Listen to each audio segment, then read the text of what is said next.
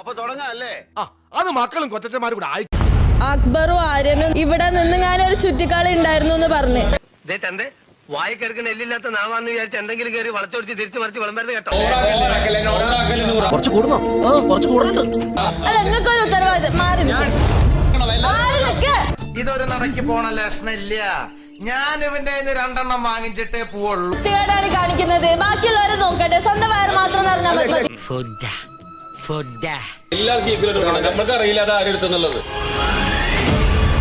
വീട്ടുകാരെ പേടി വേണം, അല്ലെങ്കിൽ നാട്ടുകാരെ. ധിക്കാരി, ഞാൻ മനസ്സമാധാനത്തോടെ കിടന്നുറങ്ങിയിട്ട് എത്ര ദിവസമായിന്നറിയോ? നീ ഒരുത്തിയണ്ടി കാരണം. ഞാൻ എന്ത് ചെയ്തു അമ്മച്ചി പറയുന്നേ? നിന്റെ കണ്ണാടി കൂടി തന്നിട്ടില്ല, ഒന്നും കൊടുക്കാവുന്നേ.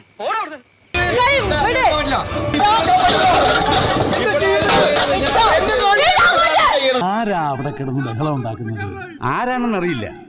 ചങ്ങലക്കിട്ടിരിക്കുക ഭ്രാന്താണെന്നാ തോന്നുന്നു.